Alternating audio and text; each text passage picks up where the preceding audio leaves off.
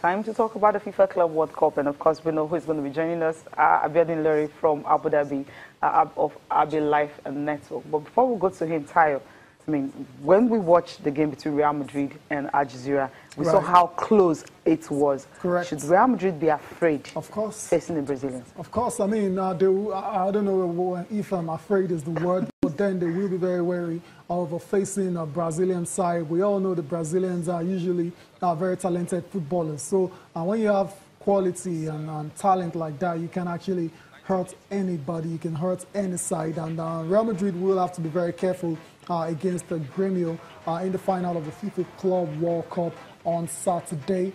Obviously, Real Madrid go into this match as favorites. They're trying to retain the title they won last year. This season, they've been very inconsistent in the Spanish La Liga.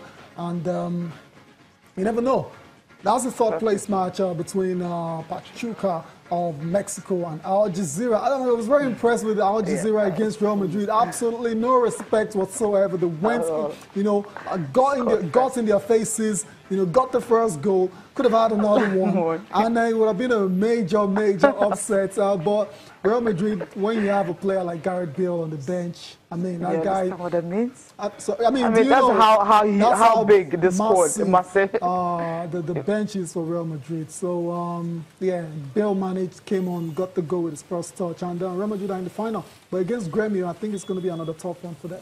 Definitely another tough one for Real Madrid. Okay, we'll go to Abu Dhabi now, where Abiodun Luri will be joining us to talk about this. We understand that. Good morning, welcome to the program. Good morning, Nigeria. Good morning, channels. Yeah. It's nice to be back. Thank you. Okay, today, of course, most of the teams we're going to be having a press conference, you know, getting ready for the final. Yeah. Okay. Ty is just distracting me here. But then, how are you looking forward to the press conference? Judging from what you said, you know, we're trying to talk about what happened to some journalists, you know, trying to cover the game. Well, the press conference will start at 4 p.m. local time here. And, well, you never can tell. Many are very aggrieved, like I said yesterday. And some have left. My friends have left. They're from Iran. They left yesterday. In fact, they went for another tournament out of anger. And I don't know what the situation will look like at the Zayed City's stadium today. But be that as it may, the press conference will start at 4 p.m. And everybody will be waiting to hear from the team coach of Gremio, Renato Portaluppi, if I got that right, and Zinedine Zidane. Zinedine Zidane will be the last guy. He will be coming in at 8 o'clock due to the time change from FIFA. He was supposed to be there at 6 o'clock, but they changed the time to 8 o'clock later tonight. So we are hoping to hear from Gremio's manager, because that's the one we are really, really interested in. We want to know if they have enough confidence to go into tomorrow's game. Looking at Zinedine Zidane, I believe nothing will change. He will still tell you what he got to tell you. We are ready for the final. This team understands how anytime any team who understands the nitty-gritty of playing in a match like this. So I believe nothing will change about Real Madrid. But for Gremio, this is their first time, and we would really like to hear from the manager going into tomorrow's final. Okay, basically, you talked about the fact that we don't really know much about Gremio. From what you've seen so far with Real Madrid, should they be wary of this Brazilian side? Well, let me quickly correct something there. We know one or two things about Gremio. Every Brazilian team is out there to the public because their league is well publicized. So Gremio is a team that is known. We know their stars. I believe they have one or two very, very dangerous and slicky guys in there. There is one guy who won their top star. I've forgotten his name right now. He won the Olympic gold, and that guy has been tipped to be the next star. As a matter of fact, as we are speaking now, there is a very strong speculation that he is coming to Barcelona. And we have one or two Barcelona scouts here already in town. So Gremio is a team you cannot underrate. If you underrate Gremio, you are doing that at your own peril. So it's up to Real Madrid to fight for the game tomorrow, because Gremio is not going to be a pushover at all in any sense of it. Gremio will come all out to show why they are the South American champion. Correct. I totally agree with you this morning, Abiodun. Let's go back to Real Madrid. We saw that game against Al Jazeera. It was a very tough one. They needed Gareth Bale to come off the bench and to get the winner for them. Do you see a situation where Zidane brings Gareth Bale into the lineup, or still going to put him on the bench just in case they need, a spark from the bench?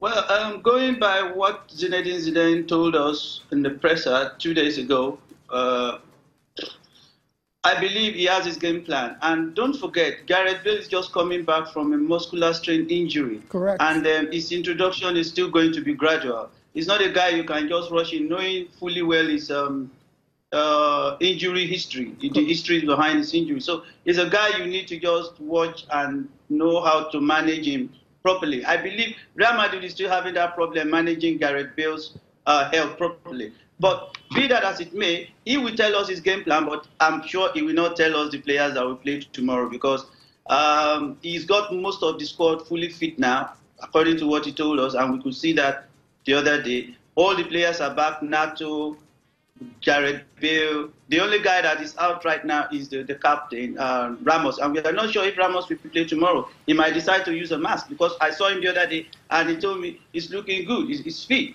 But why he's not playing, probably they are still trying, they are just trying to keep him aside. But Real Madrid need this trophy. They want to equal Barcelona's record. So expect a full squad to face Gremio on Saturday.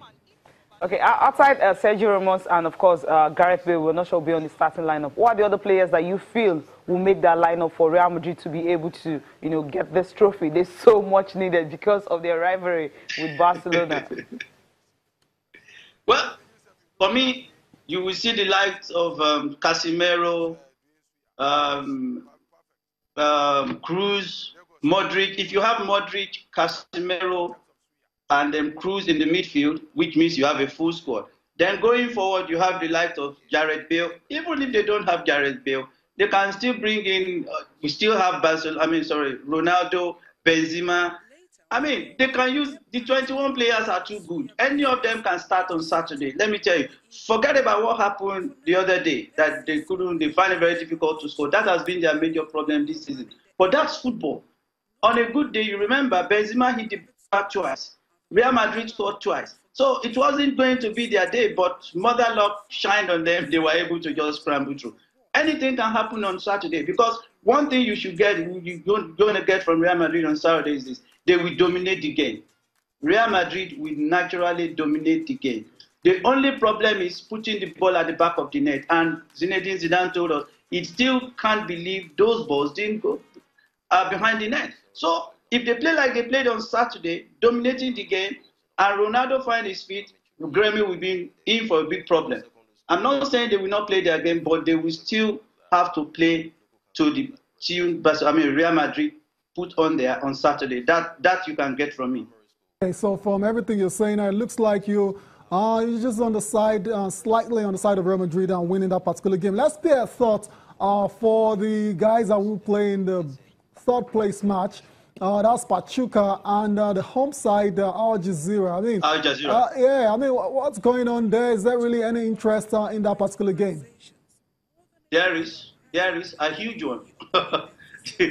the United Arab Emirates guys really want to win that third place because they believe they have a chance. Looking at the way they played in this tournament so far, beating Urawa, beating the Oceania champion, and giving Real Madrid a scare. They believe they can beat Pachuca. But I have watched Pachuca. Pachuca is not a bad side at all. And if you have to go by what you've seen so far, I think Pachuca will just edge that game. I can't see Al Jazeera winning that game. I'm sorry. That's my opinion. So it's Real Madrid for the title, and Pachuca, right, for the bronze medal. Yeah. Oh, okay. Al Jazeera, Pachuca. No, Real Madrid, Gremio. Okay. Yeah, you got me a bit confused there. Real Madrid for the title and Al Jazeera for the third place match. Yes. Okay. So that's very, very clear now. Abiodun Lori, before you go in, your parting shot before we let you go. Well, I just want to enjoin our African champions to do more, to give Africa an edge in this tournament, because this is where it really counts. Even you might not win any other thing, but if you can just put your best in a tournament like this, it allows the sponsors to show more interest in your football.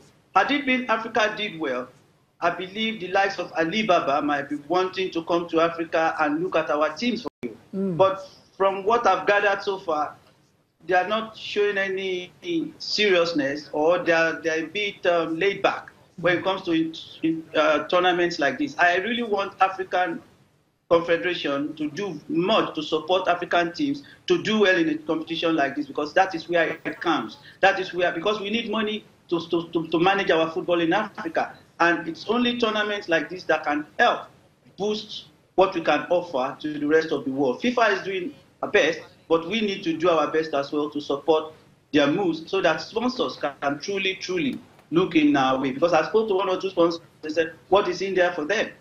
If they sponsor these teams, they're not going to be able to justify the investment on them. And I was able to just say, okay, I got you. So that's my passing shot for African football today.